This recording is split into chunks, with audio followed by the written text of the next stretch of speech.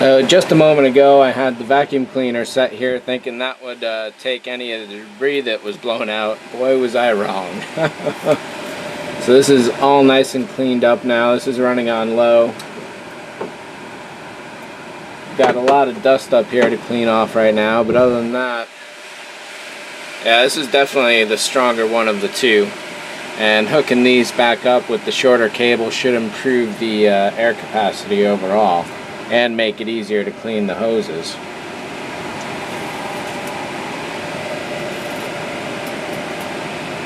So I would like to have pulled the entire ceiling off and taken a much better look at the overall situation, including taking a closer look at the top of the fan and how that's doing, because that's where the motor's housed. Unfortunately, it's far enough away from the paint fumes that it should be protected, but at the same time I imagine that there is possible contamination getting up in there, and if it's just as bad as what I saw down here on a motor, that would be much more tragic.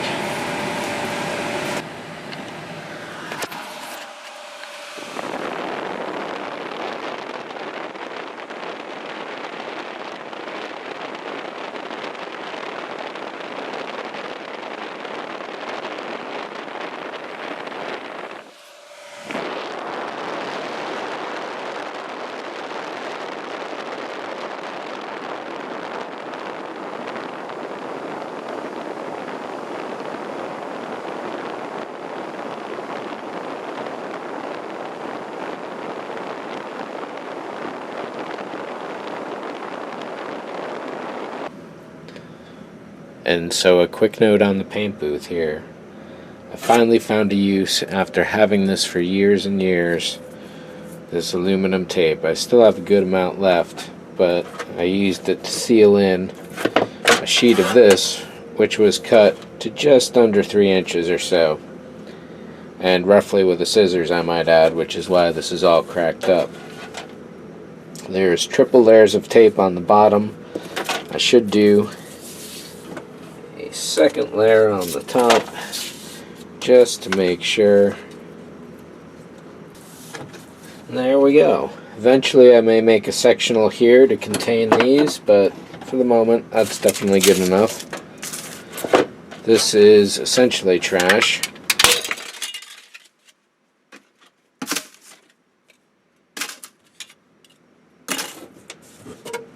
And on the back side here I've put a couple extra layers of 11 by 17 paper.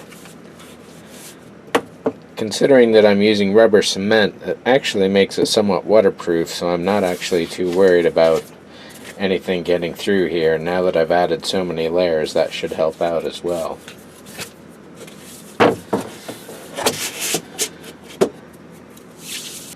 So with at least one innovation implemented into this design, I'm one step closer to the perfect paint booth.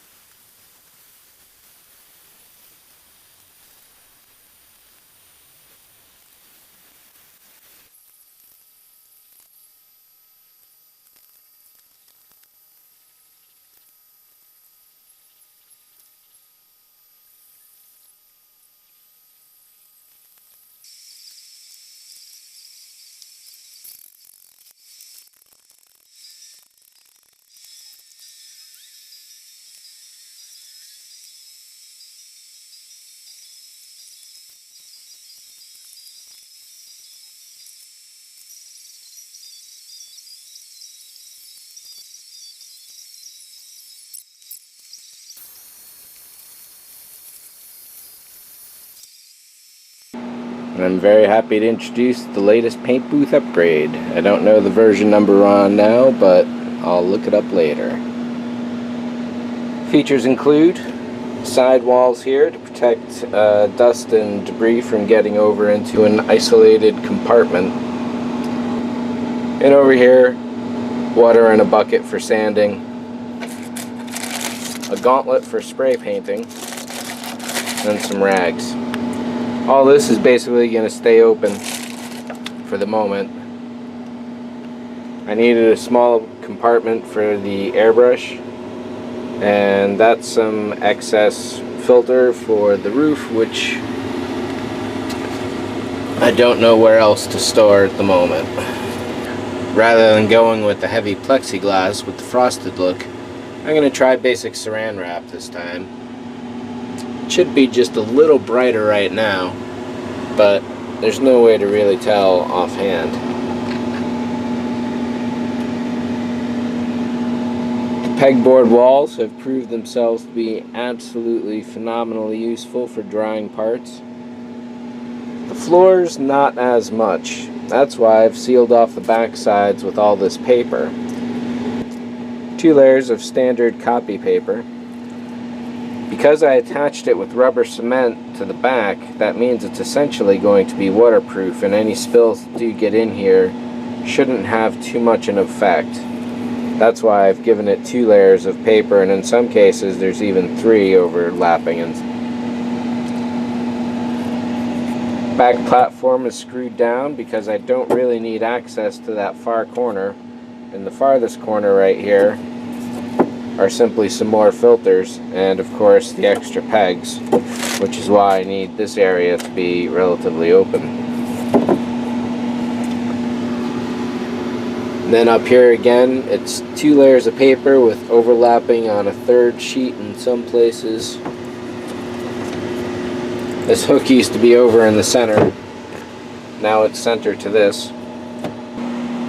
When I originally cut this entire floorboard, it was to fit specifically a certain way. When I cut down this length a while ago, that kind of threw that off, but it still fit in a particular way that all the walls and corners were sealed with floorboard. Having now reattached this piece, this has straightened it out to a different level, which has kicked this off down there. So now there's an open gap, even though the floor is level going all the way around, and essentially square with those 2 areas. The only real solution is that I'm going to have to trim down that corner there all along the length to this point here, and then this gets shoved down, so there's about as much space in between. So now these compartments should be nearly dust-proof. Not quite, because there are still corners and open spaces like this here. However, I think the level of protection really just went up a lot. On the next upgrade, I'm going to have to set the fan with 3 of its own cables so they can be unplugged easily enough. And they need to hang here, unfortunately. But that ain't so bad. All I gotta do is group them differently. One downside is that I cut this probably just an inch too short, so it can't quite make it around the bend here when this is going on without help. I'm going to have to install some kind of rod or something here on the side to make sure that this stays clear, because there have been a few times now where I've hit into these guys, and I definitely don't want to rip into it. Even now it's pulling away from the edge. There is enough room for it to stay out of the way. It just needs encouragement. I can also reseat one of the ends with a little less foil. Another key upgrade, now that I'm looking at it, is that I'll have to put a 1x1 going across here and down and cut distinct squares for the filter.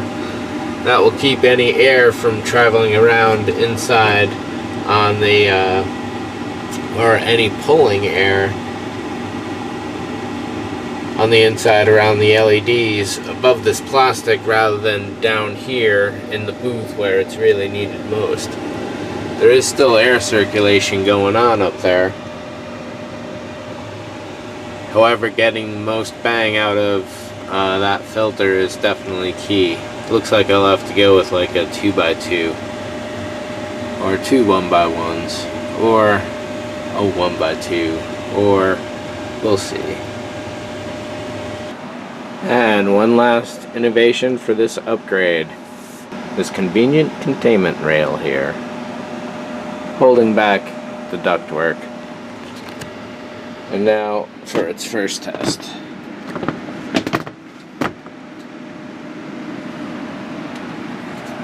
Definitely going to work nicely. I now no longer have to worry about hitting these guys. I know they're fully and set and in place. And everything is going to be as tight as it can be. I'd raise it higher, but I've got these guys up here. Well, I am sad to say that after this point here, the shape gets so far off that I'd have to cut halfway down that whole thing, and it'd be worthless at that point. So it turns out that this is the new maximum height for the paint booth, that the shield can be raised. That further means that I definitely need to raise the bed of this about 4 inches so it's more at a standing height situation.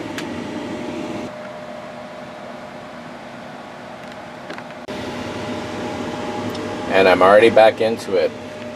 This is a piece of styrene. I'll be cutting it up into a bunch of smaller squares and triangles and putting it onto my car. This is the base metal layer. What I did was to shoot primer brown, orange, and then splatters of yellow, which you can probably see the splatters is that texture there. And then a top coat of silver, all consecutive passes essentially. So I'm kind of lucky this hasn't bubbled up on me, at least so far, and it probably won't.